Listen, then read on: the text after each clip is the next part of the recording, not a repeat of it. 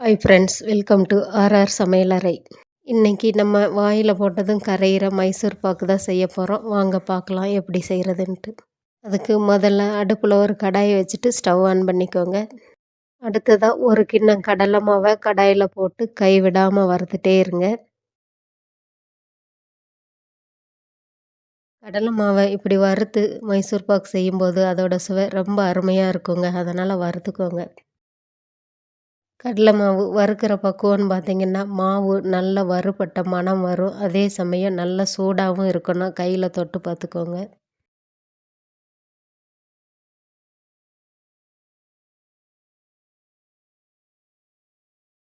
இப்போ மாவு வறுபட்டுருச்சுங்க. இதை ஒரு தட்டில் கொட்டி ஆற வச்சுக்கலாம்.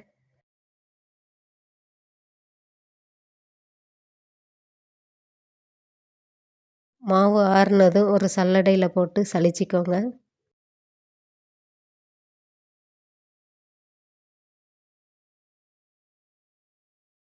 மாவு கட்டிகளை இதை மாதிரி கையால் உடச்சி விட்டு சலிச்சிக்கோங்க.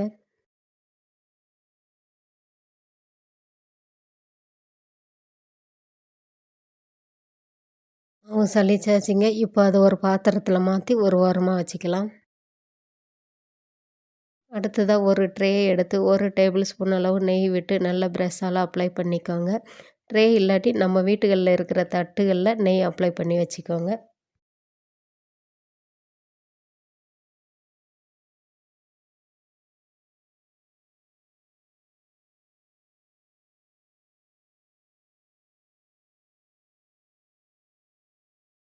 அடுத்து அடுப்பில் அடிகனமான ஒரு வாணலி வச்சுக்கோங்க. ஸ்டவ் ஹை ஃப்ளேம்லேயே இருக்கட்டும். எந்த கிண்ணத்தில் நம்ம மாவு அளந்தோமோ அதே கிண்ணத்தில் 1½ கிண்ணம் அளவு சர்க்கரையை கடாயில் சேர்த்துக்கோங்க. அடுத்து அதே கிண்ணத்தில் 1 கிண்ணம் அளவு தண்ணி விட்டுக்கோங்க. சர்க்கரை கரைஞ்சி கொதி வர்ற வரைக்கும் கைவிடாமல் கிளறி விட்டுக்கோங்க.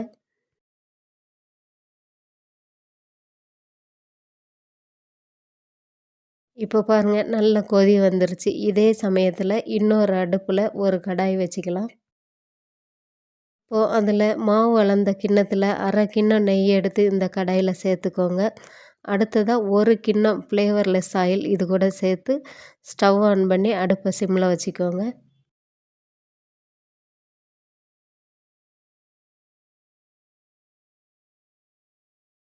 இப்போ பாருங்கள், சர்க்கரை பாகு இந்த மாதிரி தள தளன்னு கொதித்து வரணும். அடுப்பு ஹை ஃப்ளேம்லேயே இருக்கட்டும்.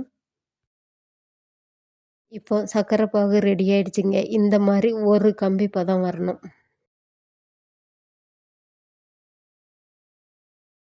அடுத்ததாக மாவை போட்டு இந்த மாதிரி ஒரு விஸ்க் வச்சு கிளறுங்க.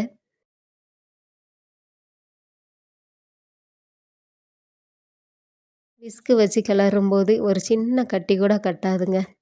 பிகினர்ஸ் கூட ஈஸியாக கிளறலாம்.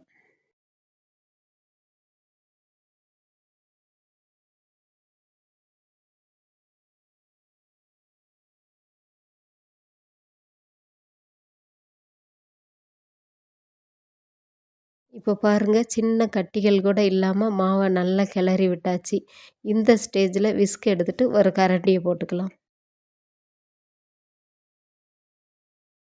இப்போது அடுப்பு நல்லா மீடியம் ஃப்ளேமுக்கு மாற்றிக்கோங்க.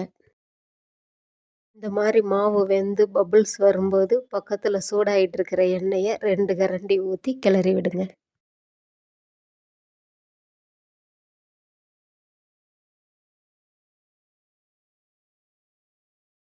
இப்போ பாருங்கள், நம்ம ஊற்றின எண்ணெய் மாவோட கலந்து உள்ளே நல்லா அப்சர்வ் ஆகிடுச்சு. இந்த டைம் திருப்பியும் 2 கரண்டி ஊற்றி கிளறி விட்டுக்கோங்க. இதே மாதிரி எண்ணெய் மாவுக்குள்ளே அப்சர்வ் ஆனதும் ஒரு டைமும் 2 கரண்டி ஊற்றி கிளறி விட்டுக்கோங்க. எண்ணெய் கடாயில் 4 கரண்டி எண்ணெய் இருக்கும்போது எண்ணெய் காஞ்சிட்ருக்கிற அடுப்பை ஆஃப் பண்ணிவிடுங்க.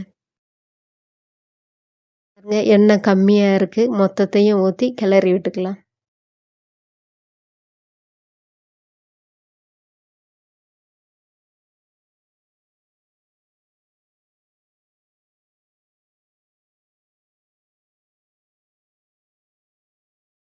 இப்போ மாவு நல்லா பொங்கி வந்துட்டுருக்கு பாருங்கள். இந்த ஸ்டேஜில் ஸ்டவ் ஆஃப் பண்ணிவிட்டு கொஞ்சம் நேரம் கிளறி விட்டுக்கோங்க. ஓவர் ஹீட்டில் இருக்கும். இந்த ஹீட்டே போதுமானது. அதனால் ஆஃப் பண்ணிவிட்டு 1 நிமிஷம் போல் கிளறி விடுங்க.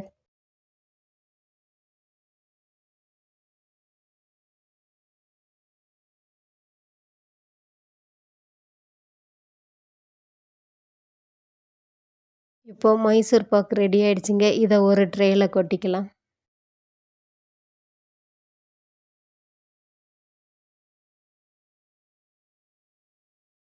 இப்போ இத மாரி ஒரு கரண்டி வச்சு நல்லா சமன் பண்ணி விட்டுக்கோங்க.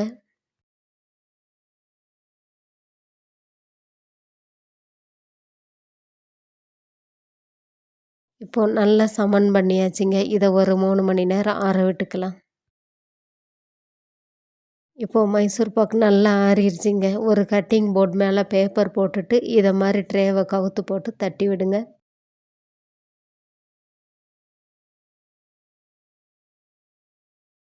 அடுத்து ஒரு ஸ்கேல் வச்சு நமக்கு எந்த ஷேப் வேணுமோ அந்த ஷேப்புக்கு மேலோட்டமா லைட்டா ஒரு கோடு போட்டுக்கோங்க. இப்போ அந்த கோடு நேரா ஸ்கேல் வச்சுட்டு கத்தி வச்சு ஆழமா கட் பண்ணிக்கோங்க.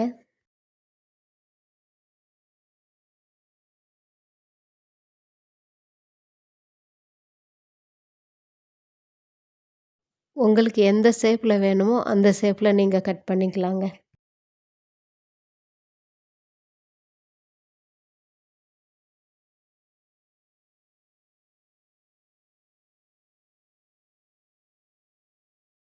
இப்போ பாருங்க பீஸ் சூப்பரா வந்திருக்குங்க.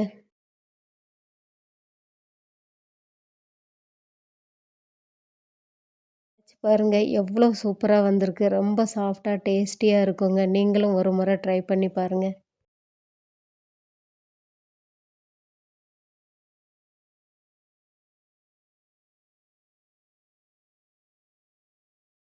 இந்த வீடியோ உங்களுக்கு பிடிச்சிருந்தா லைக் பண்ணுங்க, ஷேர் பண்ணுங்க, கமெண்ட் பண்ணுங்க, சப்ஸ்கிரைப் பண்ணுங்க. Thank you.